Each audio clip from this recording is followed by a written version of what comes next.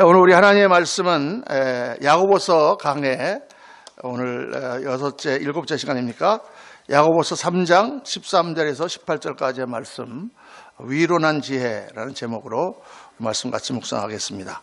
야고보서 3장 13절부터 18절까지 우리 한 절씩 교동합니다. 제가 한 절 읽고 여러분 한 절 읽고 교도로 읽습니다.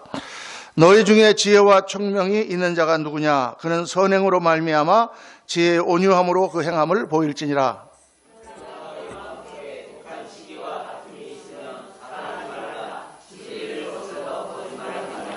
이러한 지혜는 위로부터 내려온 것이 아니요 땅 위의 것이요 정욕의 것이요 귀신의 것이니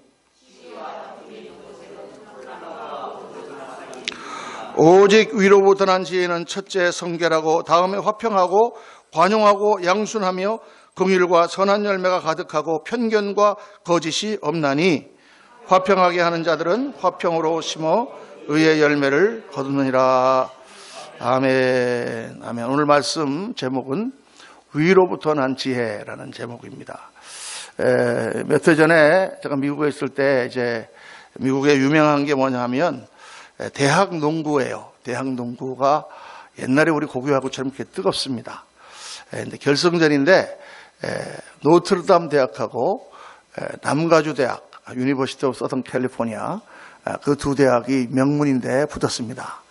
장소는 LA에 있는 USC에서 이제 경기를 하는데 박진감있게 경기를 하다가 경기 끝나고 이제 거의 3초 딱 됐는데 남가주 대학이 1점 차로 이기고 있었어요. 그런데 딱 파울을 한 거예요.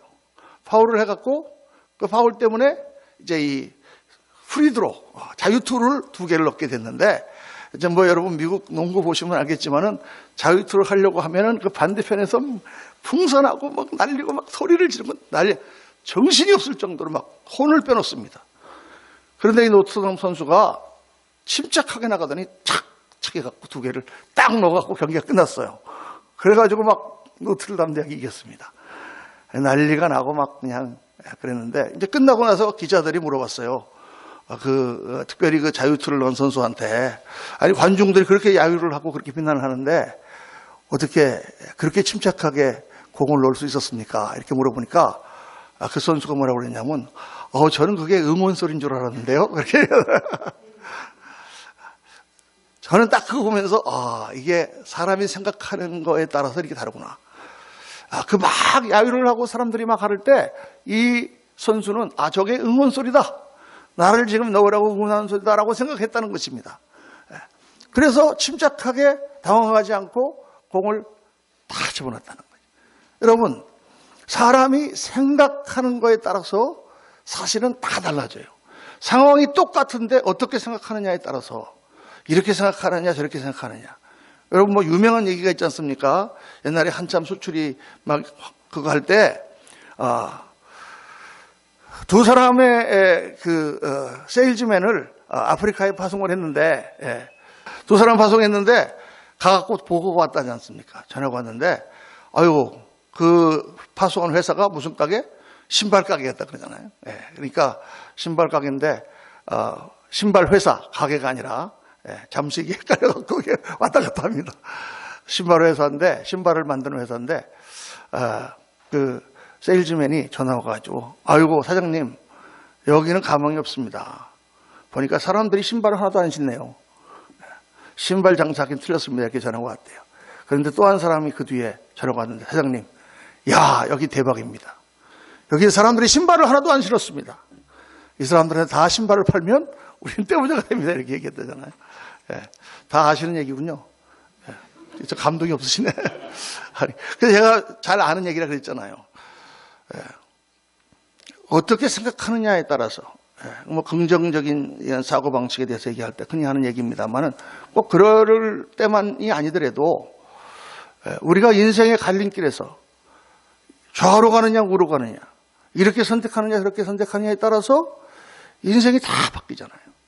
근데 거기에 중요한 역할을 하는 것이 어떻게 생각하느냐, 어떻게 생각하느냐. 야고보서가 실천의 서신 아닙니까? 우리가 신앙의 삶을 살아가는데 가장 중요한 것이 지난주에 우리가 묵상한 말. 어떤 말로 그 사람의 삶이 되느냐. 그리고 생각이다. 왜? 말과 생각은 그 사람의 행동을 지배하기 때문입니다. 우리가 어떻게 행동하느냐? 생각을 따라서. 그래서 오늘 본문 말씀이 너무 중요한 거예요. 예수님 믿는 사람들이 어떻게 우리가 신앙의 삶을 살아야 되느냐? 위로부터 오는 지혜로 살아야 된다. 위로부터 오는 지혜를 강조하는 거죠. 하나님의 지혜, 하나님의 지혜로 살아야 된다. 그렇게 살아야만 예수 믿는 사람의 삶이 활기 있고 풍성하고 능력 있고 또 영광된 삶을 살게 된다. 그래서 오늘 참 지혜라를 말씀하는 거예요. 여러분, 이 지혜라고 하는 것은요, 첫째 오늘 말씀이 뭡니까? 행함으로 나타나야 된다. 지혜는 반드시 행함으로 나타나는 것이다. 이 지식과 지혜가 다른 거예요. 오늘 말씀 3장 13절 말씀 한번 보겠습니다. 다 같이 한번 읽죠. 너희 중에 지혜와 총명이 있는 자가 누구냐? 그는 선행으로 말미암아 지혜의 온유함으로 그 행함을 보일지니라. 두 가지를 말씀하는데 하나는 행함이에요. 행함. 지혜는 생각만 하는 것이 아니라 삶에 적용하는 것입니다. 그게 지식과 지혜가 다른 거예요. 지식이란 뭐냐? 사물에 대한 정보가 지식이에요. 어떤 거에 대해서 내가 이렇다 하는 것을 아는 것이 지식인데 그 지식을 어떻게 사용하느냐가 지혜예요. 지식은 많이 있는데 그것을 사용하지 못하는 사람은 지혜가 없는 거예요. 옛날에 어떤 감옥에 죄수가 하나 들어왔는데 문맹이었다 그래요. 글자를 모르는 거예요. 근데 어떤 간수 중에 착한 사람이 하나 있어가지고 이 죄수를 보다 보니까 이 죄수가 글을 몰라. 그래서 불쌍해서 틈틈이 시간을 내갖고 그 사람한테 글을 가르쳤습니다. 그랬더니 이제 책도 읽고 막 그렇게 됐어요. 그래서 보람을 참 느꼈는데 이 죄수가 이제 형기가 다 만료돼서 감옥을 나갔습니다. 이제 나가면 잘 살겠지 이랬는데 1년 만에 다시 감옥으로 들어왔어요. 또 죄를 졌고. 무슨 죄를 졌냐 그랬더니 문서 위조죄를 지었다는 거예요. 글을 기껏 가르쳐줬더니 그 가르쳐준 글 가지고 또 죄를 범해가지고. 그러니까 중요한 건 뭐예요? 많이 안다는 것이 중요한 게 아니라 그것을 어떻게 사용하느냐가 중요한 것이죠. 그래서 지식은 혼, 정신의 문제라고 하면 지혜는 영에 속한 그러한 문제입니다. 영과 혼이 다른 거죠. 혼은 우리가 생각하는 우리의 정신, 우리의 지성, 우리의 감정, 우리의 생각이지만은 영은 하나님과 교통하는 부분이죠. 하나님으로부터 성령을 받고 성령의 영향력으로 우리가 지식을 써야 된다는 거예요. 그럴 때 주님께서 기뻐하는 삶이 나오죠. 많은 지식을 가지고 있는데 세상에서 공부는 많이 했는데 명문대학을 나왔는데 그걸 가지고 악하게 쓰는 사람들이 얼마나 많습니까? 세상적인 지식은 많지만 하나님의 지식은 완전히 장님인 사람들이 있잖아요. 그건 영이 지혜가 없는 거예요. 하나님의 온 지혜가 없는 것이죠. 그러나 세상에서는 아무것도 배우지 못해도 너무 하나님에 대한 지식은 충만하고 하나님이 기뻐하시는 삶을 살아가는 사람들이 얼마나 많은지 모릅니다. 영이 충만한 사람들이죠. 중요한 것은 우리의 혼이 성령의 영향력을 계속 받고 성령의 감동을 받아서 살아야 된다는 것입니다. 그게 신앙생활 하는데 비결이죠. 자, 오늘 또 말씀은 지혜의 온유함으로 행함을 보이라. 이 온유함이라는 단어는 여러분 영어로 gentle, 그렇다고 해서 그냥 부드럽다라는 뜻이 아닙니다. 이 온유하다 그러면 우리는 사람 좋은 사람, 우리 목사님은 참 온유해. 성격도 저렇게 그냥 느긋하시고. 그런데 사실 그냥 사람 좋은 거가 온유화가 아니에요. 왜냐하면 성경에 보니까 하나님이 모세를 가리켜서 모세는 그 온유함이 이 세상의 모든 사람보다 더하다 그랬어요. 더 승하다, 더하다. 아니 모세가 얼마나 성격이 과격한 사람입니까? 모세가 성격이 불같은 사람이잖아요. 근데 하나님은 온유한 사람인데 어떻게 온유하냐? 이 세상의 모든 사람보다 더 온유하다 그랬어요. 그래서 왜 그러냐? 이 온유하다고 하는 단어가요. 그냥 사람 좋다. 그냥 구렁이 당 넘어가듯이 그냥 우유부단하고 그냥 뭐 몰라 그냥 되는 대로 해. 이게 아니고 온순하다라는 뜻이에요. 사나운 말이 야생마가 있는데 그 야생마가 막 펄펄 뛰는 것을 잘 길들여서 주인의 말에 잘 순종하게 하는 거. 요거를 성경으로 온유하다. 프라우스, 프라우테스 오늘 말씀에 온유라고 하는 단어 명사입니다. 그러니까 성격은 막 불같은데 하나님 앞에 가면 온순해져. 그러니까 모세를 세상에 어떤 사람보다도 온유한 사람이다라고 성경이 말씀한 거죠. 자, 그렇게 하나님 말씀하시면서 그 가운데 이 세상에서 오는 지혜와 땅의 지혜를 구별하고 있습니다. 땅의 지혜는 어떤 것이며 하늘에서 온 지혜는 어떤 것이냐, 그걸 하나님께서 구별하고 계신 거예요. 여러분, 오늘날 우리 한국교회가 그동안에 가장 한국교회의 자랑 그러면 뭐예요? 열심이에요, 열심. 저는 미국에 있을 때 이제 우리 교단 총재나 이런 분들이 한국을 방문하고 오면 한국교회는 어메이징, 막 너무 팬타스틱, 막 난리야. awesome, 뭐냐 그러더니 그 새벽에 모여서 기도하는데 자기는 그런 동력을 처음 봤다는 거예요. 정말 놀랍다. 뭐 어느 큰 교회에서 하는 40일 금식 기도 이런 데 가보면 막 그냥 새벽 4시부터 한복 입고 나와가지고 막 하고 사람들이 막 인산인해가 이뤄갖고 온 동네가 난리가 나고 막 그렇게 하잖아요. 얼마나 열심히 충만한지 몰라요. 열심히. 그런데 그렇게 큰 교회도 짓고 그렇게 정말 많은 사람들이 예수를 믿는다고 하는데 오늘 한국교회가, 한국 사람들이 교회를 바라보는 시선은 싸늘합니다. 전도가 잘 되지 않습니다. 그리스도의 빛이 나타나지 않습니다. 왜 그럴까? 그렇게 열심히 있고 우리가 그렇게 하나님을 열심히 믿는데 왜 교회가 이렇게 힘이 없는가? 사람은 많고 교회는 큰데 왜 이 사회를 변화시키는 그런 역할을 하지 못하는가? 그 오늘 중요한 이유가 오늘 본문 말씀입니다. 왜? 열심히 하되 땅의 지혜, 세상으로부터 온 지혜를 가지고 그들이 열심을 냈다는 것이에요. 사람은 많이 모였으나 하나님의 영광이 나타나지 않는다는 것입니다. 이걸 오늘 바꿔야 돼요. 굉장히 중요한 말씀입니다. 자, 이 세상의 지혜는 뭐냐? 야고보서 3장 14절, 15절 말씀 다 같이 읽습니다. 시작. 그러나 너희 마음속에 독한 시기와 다툼이 있으면 자랑하지 말라. 진리를 거슬려 거짓말하지 말라. 이러한 지혜는 위로부터 내려온 것이 아니요 땅 위의 것이요 정욕의 것이요 귀신의 것이니 시기와 다툼이 있는 곳에는 혼란과 모든 악한 일이 있습니다. 자, 지금 여기가 그러나 너희 마음속에, 이 너희가 누굽니까? 너희가 이 야고보서의 독자들이에요. 각지에 퍼져 있는 그리스찬들에게 지금 쓰신 편지예요, 이게. 야고보서는 계속 강조하지 않습니까? 예수를 믿는 사람이 말로만 하지 말고 행함으로 해야 된다.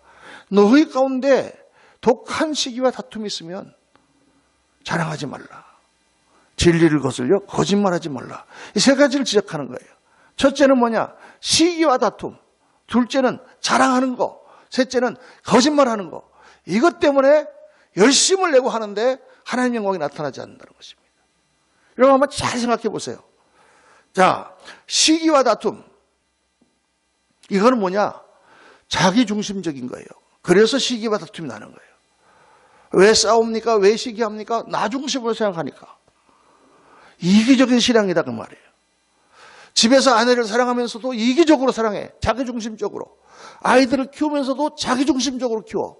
그 아이가 잘 되고 그 아이가 어떻게 될 것이 중요한 게 아니라 내가 원하는 대로 그 아이가 돼야 돼. 자기중심적인 교육입니다. 절대 하면 안 되는 거예요. 애를 망칩니다. 걔가 크다가 아주 크게 반발해서 제가 미국에 있을 때 아주 그런 애를 많이 봤습니다. 청소년 교육이 얼마나 중요한지 몰라요. 그래서 부모들이 너무 자기식으로 애가 99점을 맞아왔는데 딱 그걸 보고 그런데 한국 부모는 야 1점은 어디 갔니? 자기는 그럼 학교 다닐 때 몇 점 맞았나 한번 보지. 제가 항상 그 교육하고 다닐 때 그렇게 얘기합니다. 여러분의 과거를 돌이켜보십시오. 저는 애들한테 뭐라고 한 겁니다. 제가 학교 다닐 때 엄청 속을 썩였기 때문에. 자기는 그렇게 하지 못했기 때문에 자기 꿈을 이루려고 하는 거예요. 여러분 아닙니다. 자기중심적인 교육이에요. 아이들 교육할 때 누구 중심으로? 걔를 중심으로. 아내가 남편을 사랑할 때 누구 중심으로? 남편 중심으로. 할렐루야. 하면 소리가 이렇게 작은지 몰라게. 남편이 아내를 사랑할 때 누구 중심으로? 아내 중심으로. 할렐루야. 아멘을 하는 사람들이 지금 바뀌었어요. 하나님을 섬길 때도 자기 중심으로 섬긴단 말이에요. 하나님 중심으로 섬겨야 되잖아요. 우리가 하나님을 영어로, 이 교회가 누구 겁니까? 문 목사가 미국에 들어와서 교회를 개척했다고 문 목사 겁니까? 전혀 아닙니다, 여러분. 우리가 다 같이 하나님의 교회를 세워서 하나님께 영광을 돌려, 하나님께서 이렇게 교회를 세우고자 하실 때는 하나님의 뜻이 있으시겠죠. 그 뜻을 분별하여 세우시고 우리는 물러가는 것입니다. 때가 되면 다. 그런데 이걸 자기 중심으로 생각하니까 문제가 있어요. 자기 교회가 아니에요, 여러분. 내 아들 교회가 아니에요. 내가 세운 사업이 아니에요, 여러분. 하나님 거죠. 우리 교회를 섬길 때도 마찬가지입니다. 제가 처음 이제 집사로 미국에서 은혜를 받고 신앙생활을 하다가 신학교를 들어가서 전도사가 됐습니다. 전도사가 된 게 아니죠. 아직 이제 우리 목사님이 신학교에 들어갔으니까 이제 어느 교회 가서 전도사를 해야 되는데 우리 교회는 지금 너무 전도사가 많으니까 내가 교회를 하나 소개시켜준다. 그래서 제가 이제 감리교회를 다녔는데 아주 부자 동네에 있는 우리 학교에서 가까운 감리교회를 소개시켜줬어요. 거기가 뉴저지에 알파인이라는 동네가 있습니다. 옛날에 김영욱 그 전 정부부장이 거기 살던 그때인데 우리나라 말로 치면 도둑촌입니다. 아주 그냥 굉장히 부자들만 집 하나에 보통 뭐 몇 백만 불씩 하는 그런 집. 그 동네도 들어가는 데가 잘못 들어가면 경비가 딱 나와서 경찰이 와서 나가라고 그런 동네 바로 옆에 있는 그런 교회에 갔습니다. 한 3, 40명 모이는 교회였는데 정말 부자들이에요. 다 미국 가서 성공하신 분들이에요.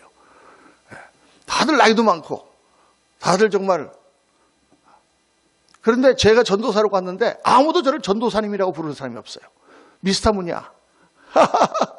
제가 나이가 그 당시 30 서너 됐는데 우리 집사람 미세스 문. 전도사님이라고 불러볼 줄을 저희도 못 해보신 분들이에요. 교회를 완전히 취미로 나오시는 분들이에요. 그러니까 이게 무슨 예배가 은혜가 되나 맨날 목사님하고 그냥 목사님만 괴롭히고 목사님 결국 암에 걸려서 돌아가셨어요. 암에 걸리시니까 한국에 기도하러 나오셨거든요. 그러니까 평신도 대표가 딱 교인들 모으더니 야, 목사가 암에 걸리면 교인들이 안 오니까 감리사한테 얘기해서 목사를 바꿔달라 그러자. 이렇게 얘기하는 거예요. 그 사람들이 다 이렇게 하고 아니 그래도 그러면 되나 그러고 그리고 교회가 더 깨졌어요. 한 40명 나오다가 20명으로 줄어들었어. 처음에 갔더니 무슨 이런 교회가 있나. 중고등부를 맡아갖고 이제 하는데 애들이 한 8명 정도 있더라고요. 그래서 했는데 그 다음 주에 비가 왔어요. 그 애들이 2명 나온 거예요. 그리고 제가 부모님들한테 오늘 왜 애들 안 데리고 나오셨어요? 그랬더니 비가 오잖아요. 비 온다. 비도 뭐 많이 오는 것도 아니고 보슬비 내리는데 2명 놓고 기타 치면서 예배드리고 그냥 속으로 불만이 일어나요. 세상에 무슨 이런 교회를 하나님이 보내주셨나. 그래도 내가 처음 지금 이제 신학교에 들어가서 목사가 되려고 하는데 좀 이렇게 좀 은혜도 받고 내가 이렇게 배워야 되는데 마음에 불만이 가득 차가지고 이제 있는데 우리 애가 감기가 걸렸는데 제가 이제 신앙생활을 하던 감리교회가 너무 뜨거워가지고 거기 주일학교 교사 우리 집사님들이 다 간호원들이고 그런 분들인데 굉장한 분들이에요. 믿음이 막 충만하신 분들이에요. 저랑 같이 신앙생활 했던 분인데 근데 이제 약사를 하시거든요. 그래서 제가 전화 걸었어요. 집사님 우리 애가 감기 걸렸는데 미국에 이제 초망전이 없고 유학생이니까 뭐 약 같은 것도 살 데가 없잖아요. 빨리 오세요, 전도사님. 그래서 전도사라고 처음 불러오는 거예요. 했더니 이제 약 주면서 전도사님 그래 가신 교회가 어때요? 뭐 어때요 얘기가 나오자마자 제가 그냥 컴플레인이 그냥 막 입에서 세상에 나 이런 교회 처음 봤어요. 막. 우리 교회는 한 400명도 되고 막 사람들도 뜨겁고 막 그러던데 거기 가니까 막 이건 완전히 얼음장도 아니고 이게 뭐 성도들은 이렇고 뭐 목사님이 이렇게 서는데 뭐 말썽이 많고 애들이 지난주에 그랬어요. 비가 왔는데 애들이 2명 나왔더라니까요. 막 하면서 내가 막 그랬더니 이 집사님이 가만 듣고 있더니 아이고 그래서 우리 문전도사님 거기 보냈구나. 이러시는 거예요. 그래서 우리 문전도사님 보냈구나.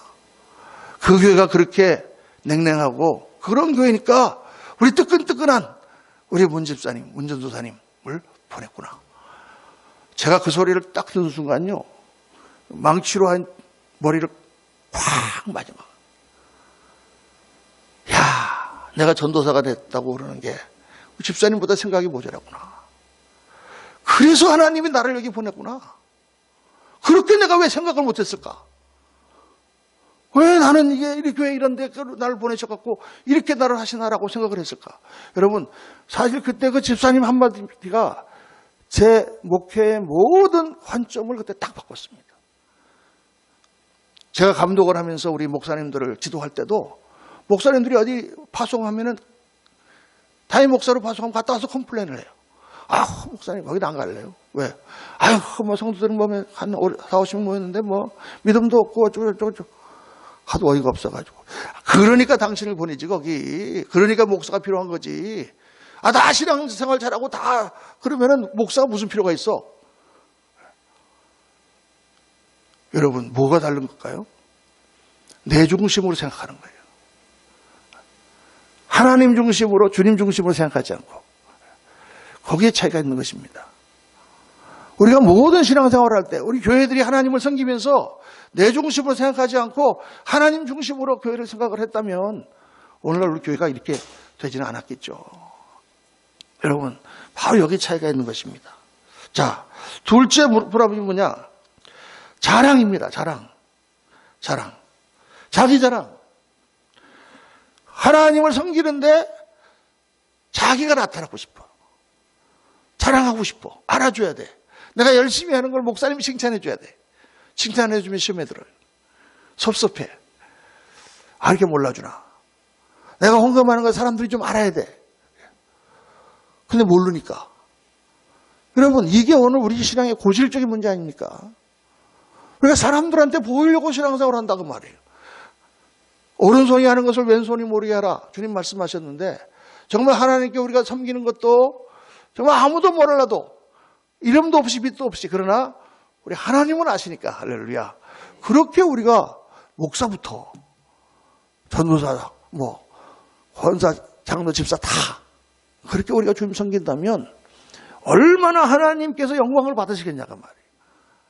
나 자기 자랑을 위해서 한단 말이에요. 사람에게 보이려고. 그러니까 예수님이 그렇게 말씀하셨잖아요. 사람에게 보이려고 그들 앞에서 너희 의를 행하지 않도록 주의하라. 왜? 그리하지 아니하면 하늘에 계신 너희 아버지께 상을 받지 못하느니라. 아, 목사님 좀 칭찬 좀 많이 해주세요. 아직 신앙이 어리니까 사람들한테 좀 보이려고 칭찬받으려고 하는 게 그렇죠. 교회적으로 덕이 안 될 게 뭐 있어요. 좋지. 그러나 문제는 그렇게 열심히 하는데 상이 없다고 말이에요. 왜? 상을 다 받았어. 그래서 그 성도님이 얼마나 억울합니까? 열심히 주를 섬겼는데 상을 받지 못하면 목사가 자기의 삶을 다 들여갖고 자기 인생을 바쳐서 하나님을 위해 헌신했는데 그 상을 하나도 못 받아 주님 앞에 갔을 때 얼마나 억울합니까? 왜? 이 땅에서 영광을 너무 많이 받았어. 그 사람은요. 이 땅에 상을 너무 많이 받았어. 총회장을 하고 큰 교회 목사라고 대우받고 참 좋아 보이는데 안타깝게도 하늘나라 가면 상이 없네. 그렇게 우리가 신앙생활을 한다고 말입니다.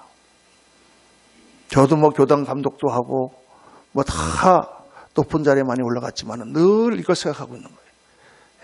주님 보실 때 나는 무엇인가? 여러분, 이게 중요한 거죠. 셋째는 뭘 말씀하시느냐? 거짓말을 말씀하는 거예요.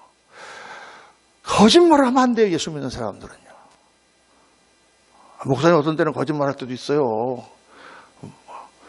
지금 잠자고 있는데 잠자고 있을 때도 없다. 어디 갔다 오고. 그런 거 화이트 라이. 예. 그런 건 좀 그럴 수도 있어요.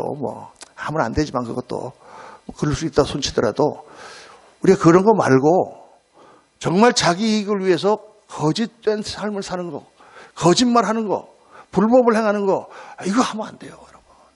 교회는 하면 안 돼요. 하나님이 하시는데 교회가 먼저 앞장서서 불법을 행하면 어떻게 되겠습니까? 우리나라 사람들이 너무 법을 지키는 것을 잘 안 합니다. 우리가 이거 바꿔야 돼요. 근데 누가 바꿔야 되느냐? 예수 믿는 사람부터가 정직한 것을 우리가 나타내고 밝혀야죠. 재정이라든가 어떻게 다 공개돼. 뭐가 하나님 옆에서 떳떳하지 못한 게 있을 수 있어요. 광명정대하게 그렇게 우리가 주님을 섬기고 그렇게 하나님의 교회를 세웠다면 왜 세상 사람들부터 욕을 먹겠습니까? 뭐가 공개하지 못할 게 있겠어요? 이 세상 것은 다 지푸라기 같은 것으로 버리고 영원한 영광을 위해서 사는 주의 종들이, 할렐루야. 이게 참 심각한 문제입니다, 여러분. 그러니까 다 물이 들어서 성도님들도 다 그래요. 예수를 믿으면서도 거짓말하는 걸 밥 먹듯이 하고, 약속을 안 지키는 것을 밥 먹듯이 하고, 다 전도해 보면 어떤 장로한테 사기당했다, 안수 집사한테 사기당했다, 다 그런 얘기만 하고. 여러분, 이게 모든 요란과 악한 일이 발생하는 원인이 된다고 성경이 경계하고 있는 것입니다. 우리가 아프지만 우리가 즉시 해야 되는 것이에요. 우리가 그래서 그레이스 교회를 세운 거예요. 정말 깨끗하고. 그러면 하늘로부터 온 지혜는 뭐냐? 위로부터 오는 지혜는 야고보서 3장 17절 말씀입니다. 다 같이 시작. 오직 위로부터 난 지혜는 첫째 성결하고, 다음에 화평하고 관용하고 양순하며 긍휼과 선한 열매가 가득하고 편견과 거짓이 없나니 화평하게 하는 자들은 화평으로 심어 의의 열매를 거두느니라. 이 말씀이 쭉 나열되어 있는데 세 가지 줄기. 첫째는 성결, 둘째는 평화, 화평, 셋째는 편견이 없다. 이 세 가지에게 집중을 해야 됩니다. 성결, 이 하그네, 하기오스라는 말은 뭐냐? 섞이지 않는다라는 뜻이에요, 원어가요. 성결은 뭐냐? 섞이지 않는 것입니다. 세상과 섞이지 않는 거예요. 우리가 세상 안에서 살고 다른 사람과 똑같이 먹고 똑같이 회사 다니고 똑같이 살지만 우리가 구별된 존재다라는 것입니다. 우리는 다른 사람들이다라는 거예요. 왜? 우리는 하늘의 가치를 갖고 사는 사람들이니까. 예수 믿는 사람은 세상 사람들하고 달라야 돼요.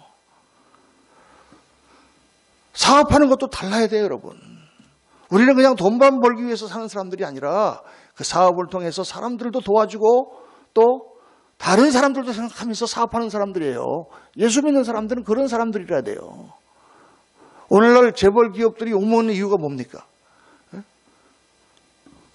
큰 자본을 갖고 또 혼자서 하는 게 아니라 여러 또 아들들, 딸들 다 나눠줘야 되니까 계속 회사를 만들어야 되니까 이거 하던 사람이 저것도 하고 저것도 하고 고추장도 만들고 된장도 만들고 다 만들어 갖고 너는 딸이 그거 하고 너는 아들이 그거, 너는 사위가 그거 하고. 그러니까 된장 고추장 만드는 그런 중소기업들이 살아날 수가 없잖아요. 비난받는 게 그런 거예요, 여러분. 또 뭡니까? 그냥 하청업자들을 그냥 쥐어짜가지고 어떻게 쓰든지. 물론 그렇게 해야만 수출 경쟁력이 있습니다 이렇게 말할지 몰라도 제가 미국에서 보니까 안 그러더라니까요. 미국의 대기업들은 철강 회사가 화장품 회사 하지 않아요. 또 섬유회사가 건축회사 하지 않습니다. 다 자기가 하는 일에 집중합니다. 그리고 거기서 잘하고 항상 하청업자들을 생각합니다. 왜? 이 사람들이 좋은 물건을 잘 만들어서 공급을 해주고 계속 장기적으로 지속이 되어야 안정적으로 우리가 회사의 제품을 잘 만들 수 있잖아요. 그러니까 저 사람이 얼마를 남길 것인가를 생각하면서 짜도 짠다 그 말이에요, 여러분. 저는 목사님은 너무 막 이게 미국에서 오셔서 물정도를 잘 모르시고 한국에서 그렇게 사시면 안 돼요. 막 이렇게 성도님들이 걱정해 주시는데 제가 왜 물정 모르겠습니까? 제가 잘합니다. 잘 알지만 저는 너그럽게 해요. 우리 공사하신 분도 와서 공사를 했잖아요. 660만 원에 했습니다. 제가 이 재료값이랑 제가 건축했으니까 좀 잘 알겠습니까? 여기 목공할 때 두 사람 또 데리고 와서 일당 얼마씩 나간 거 제가 다 알죠. 한 달 걸렸어요. 이거 하는데 거의 보름 넘어요. 그러면 이 겨울에 무슨 또 다른 일이 있겠습니까? 그러면 그분이 아들도 둘이 있고 지금 큰아들을 지금 대학 간다 그러고 하는데 얼마나 남겠냐 그 말이에요. 제가 기도할 때 그거 생각하니까 좀 넉넉하게 줬으면 내 돈 같으면 한 700만 원 줬으면 좋겠어요. 교회 돈이니까 그냥 줬지만 목사님 그러고 세상을 어떻게 사십니까? 여러분 우리가 우리 돈으로 삽니까? 하나님이 있잖아요. 우리는요. 하나님이 계시잖아요. 우리는 하나님이 공급해 주시고 하나님이 우리를 붙들어 주시고 좀 우리가 굶지. 내가 차라리 내가 조금 없이 살지. 우리는 생각하는 게 달라야 된다는 얘기예요. 제 얘기는요. 세상 사람들하고 달라야 됩니다. 그렇게 다 쥐어짜고 우리가 사는 게 아니에요. 세상 사람들은 다 그렇게 살아도 예수 믿는 사람은 좀 퍽석하게 살아도 괜찮아. 조금 손해보면서 사는 것 같아도 괜찮아요, 여러분. 우리가 어렸을 때부터 너무 세뇌가 되어 있는 거예요. 절대 손해보면 안 된다. 아니에요, 여러분. 손해보는 게 아니에요. 내가 넉넉한 마음으로 나눠주면 하나님이 채워주시잖아요. 몇 배로. 흔들어 차고 넘치도록. 할렐루야. 안 채워주시면 어때? 더 감사하지. 하늘나라의 보화를 쌓았는데. 믿으시면 아멘 하시기 바랍니다. 좀 크게 아멘해요. 힘들지만 우리 파라다임을 바꿔야 돼. 생각의 틀을 바꿔야 됩니다. 예수 믿는 사람은 잘 자란 것 같고 그러지 말자. 벤츠 타고 쫙 길 가다가 거기 배 파는 아줌마가 있으니까 딱 세워가지고 아줌마 배 10개 10,000원 그거 한 개 더 달라고 그래요. 아니 벤츠 타고 다니는 사람이 거기 길에서 파는 할머니가 그거 배를 파는데 그 한 개를 더 받아야 돼? 많이도 맛있게 배부르겠다. 집에 가서. 제가 오산시장을 자주 가는데 가면 거기 그냥 할머니들 와갖고 이렇게 뭐 팔잖아요. 그럼 맛이 있건 저는 그거 사주고 싶어. 그래서 사면은 꼭 이만큼씩 더 얹어줘. 좀 얹어주지 말으라고 막 그러는데도 시장에서는 다 그러니까요. 넉넉하게 살아야 돼요, 여러분. 마음이. 우리 마음이 넉넉하여 정말 있건 없건 하나님 뜻대로 하면 하나님께서 우리를 채우시고 또 우리의 삶을 넉넉하게 해주실 줄로 믿습니다. 이 세상과 다르게 살아야 된다는 것입니다. 둘째는 화평하라. 화평하라. 여러분, 오늘날 우리 교회와 예수 믿는 사람들이 화평을 배워야 됩니다. 이건 그냥 싸우지 말라가 아니라 믿지 않는 사람들에게도 우리가 관대하게 대하여 양순하게 대하고 그게 하나님께서 하시는 말씀입니다. 우리가 구별해야 될 게 있는데 사람들과 화평하는 것과 진리를 양보하는 것과는 다른 거예요. 불교 사람들과 우리는 같이 일을 하면 안 되느냐? 그렇지 않습니다, 여러분. 3.1운동 할 때 천도교, 기독교, 불교가 다 같이 했어요. 기독교가 중심이 됐지만 앞에 이름을 천도교 손병희 씨를 앞에 내는 거지. 나라를 세우는데 무슨 종교가 있어요? 그게 무슨 관계가 있어요? 그러나 같이 예배보자 그러면 그건 안 되지. 가서 절하라 그러면 안 되죠. 그러니까 세상 사람들과 우리가 얼마든지 화평하게 살 수 있어야 됩니다. 그런 자신, 그런 컨피던스가 있어야 되는 거죠. 그냥 무조건 제가 이제 한국에 와서 보니까 우리 지난주도 명절이었지만은 제사 문제가 큰 문제예요. 옛날에 제사가 제가 젊었을 때는 거의 없었었는데 다시 부활을 해가지고 난리예요, 제사 지내라고. 그럼 제사가 왜 지내는 것입니까? 제사 지내는 거는 돌아가신 분 부모님들을 추모하는 거잖아요. 맞습니까? 추모하는 거 좋잖아요. 아유, 돌아가신 분 추모하고, 또 기념하고, 미국에서도 링컨 메모리얼, 워싱턴 메모리얼, 홀러데이, 다 이렇게 휴일도 하고, 얼마나 좋아요. 아무 문제가 없어요, 그거는. 근데 뭐가 문제예요? 이 귀신이 돌아가신 분이 와서 여기서 지금 밥을 먹으니까 그 앞에다 지방을 세워놓고 거기서 절을 하고 그게 문제죠. 거기는 양보할 수가 없어요, 우리는 귀신을 믿지 않고 그리고 거기다가 절을 할 수 없다. 그러니까 여러분 제사를 지낼 때 가족들이 다 모일 때 가서 그 사람들한테 얘기해요. 나는 우리 부모님 같이 제사 지내는 거 이거 우리가 모여서 기념하자는 거 아니냐. 나는 너무 좋다. 이렇게 모이는 거 좋다. 그러나 너희도 알다시피 나는 예수 믿는 사람들이고 추모하는 것은 좋으나 지방 써놓고 이거는 맞지 않는다. 나는 절은 할 수 없다. 이해해라. 이해 못하면 내가 여기 올 수 없다. 나는 오고 싶은데. 이게 당당하게 얘기할 수 있잖아요. 그 사람도 이해 못하겠습니까? 여러분 세상 사람들이 더 이해 잘합니다. 그럼 무조건 안 가면 가족들한테 욕을 먹고 그 다음에는 하여간 안 좋아요.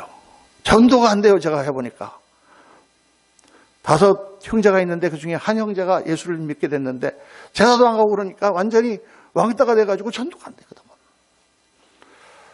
세상에 화평하라는 얘기는 더 당당하고 더 자신감 있게, 그러나 우리의 믿음의 내용을 확실하게 가지고 그 사람들을 설득할 수 있는 자리로 가는 것이죠. 여러분, 그렇게 우리가 한다고 그러면은 기독교가 배타적이다 이런 얘기 들을 이유가 없는 거예요. 자, 그래서 관용이 중요하고, 그래서 양순하라고 하시고 또 긍휼하라고 하십니다. 자, 세 번째로 중요한 게 뭐냐? 편견입니다. 편견. 차별을 하면 안 된다는 거예요. 다른 사람들을 이렇게 선입견을 갖고 보면 안 된다는 것입니다. 특별히 교회가 그 사람의 인종이나 직업이나 무슨 생활 방식을 갖고 차별하면 안 된다. 우리 집사람이 열심히 전도하시는 분 중에 목욕탕에서 일하시는 분 계십니다. 그래서 막 전도를 해갖고 자기도 교회를 가고 싶다. 나오려고 딱 그랬는데 안 나오셨어요. 왜 안 나오셨어요? 그랬더니 아유, 사람들이 내가 목욕탕에서 떼미는 거 알면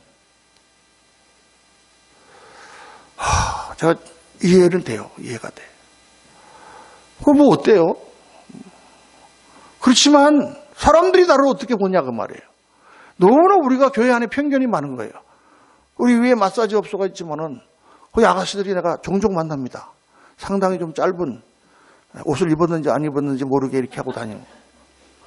그래 만나면 내가 잘 대해주고 인사도 하고. 그런 사람이 교회에 오면 여러분 어떻게 대하시겠어요? 만약 길에서 노숙자가 냄새가 나는데 교회로 왔다. 어떻게 대하시겠어요? 우리의 편견을 가지고 있다가 말이에요. 교회는 그러면 안 됩니다. 세상 사람들은 그럴 수 있을지 몰라도 교회는 그러면 안 돼요. 같이 예배 드려야 됩니다. 냄새나고 좀 불편하고 그렇죠. 그래도 같이 예배 드려야 됩니다. 이게 어렵죠. 쉬운 것은 아닙니다. 저는 특히 이제 우리 교단적으로도 이 사역을 많이 하고 있습니다만은 우리 한국에 온 외국 노동자들, 저 150만 넘어서 200만 가까이 된다고 그래요. 자, 10년 전만 하더라도 20만, 30만이었는데 다 동남아에서 온 그런 사람들입니다. 요즘은 좀 어떤지 몰라도 옛날에는 너무 차별을 많이 했어요. 그러면 안 됩니다, 여러분. 왜냐하면 우리가 불과 몇십 년 전에 우리도 그랬잖아요.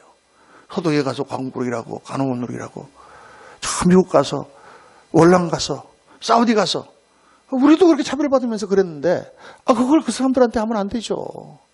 저는 홍콩에서 지난번에 한번 딸 집에 가가지고 주일 예배를 거기서 드리고 재작년입니다. 거기 홍콩 가면은 홍콩에 홍콩 아일랜드라고 거기는 아주 우리 같으면 강남, 여의도 같은 그런 땅이고 다리를 건너면 구룡반도라 그래갖고 거기는 까오룽구에서 거기는 상당히 가난한 사람들이 살잖아요.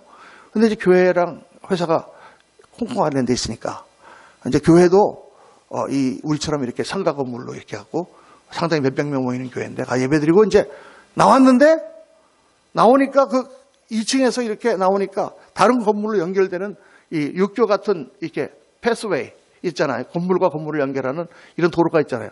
거기에 동남아 여자들이 쫙 앉아 있는 거예요. 길가에. 저 뭐 하는 거야? 그랬더니 저기서 미팅을 한대요.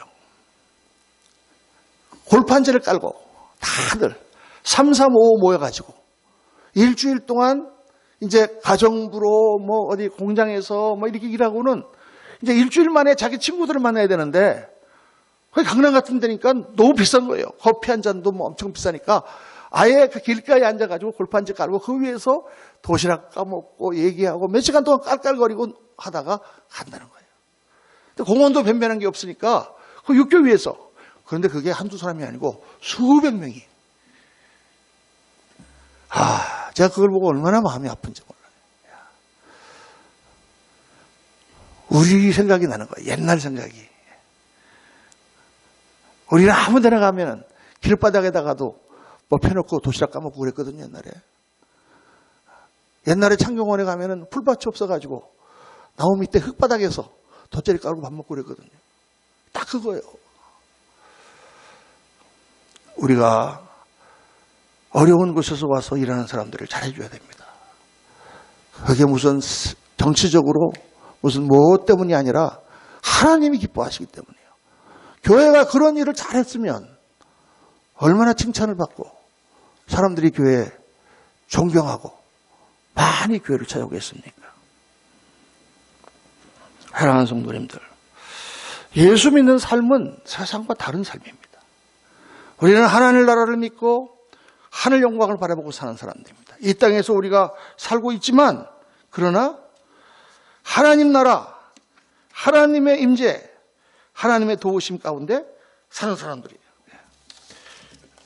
자, 다른 삶. 그래서 우리는 어떤 삶이냐? 강한 삶입니다. 여러분, 우리는 하늘 세상과 다르기 때문에 우리는 강한 거예요. 우리가 세상과 똑같으면 우리는 절대 강하지 않습니다.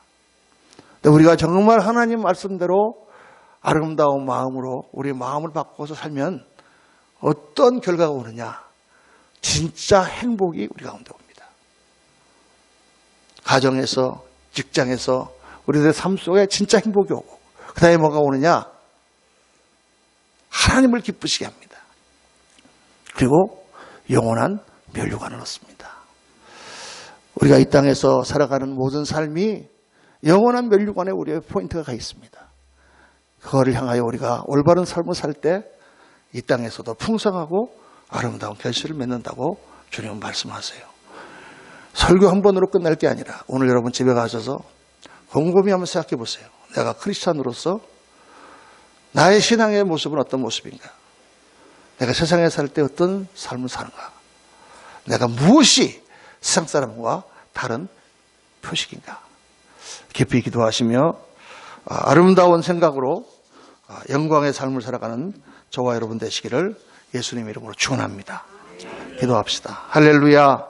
감사합니다. 아버지 하나님, 열심은 많았으나 아름다운 열매들을 많이 맺지 못한 것은 오늘 우리가 말씀하신 대로 위로부터 난 지혜로 주를 섬긴 것이 아니라 이 세상의 지혜를 가지고 이 세상적인 방식으로 생각하며 살았기 때문이 아닙니까? 우리의 생각을 바꿀 수 있도록 도와주시고 하나님 말씀을 따라 예수 믿는 사람들의 삶이 호련히 변화되어 하늘 영광을 나타내는 찬란한 그리스도인들로 저희들을 변화시켜 주옵소서. 오늘 우리 한국교회가 그렇게 변화되기를 원합니다. 정말 이 세상이 아무리 각박하고 정말 이 세상이 타락하고 더럽다 할지라도 정결하며 아름다우며 참으로 사랑을 나타내고 관용과 너그러움을 나타내는 그러한 모습으로 변화되기를 원합니다. 하나님 도우시고 역사하여 주옵소서. 우리 구주 예수 그리스도 이름으로 기도하옵나이다. 아멘. 아멘.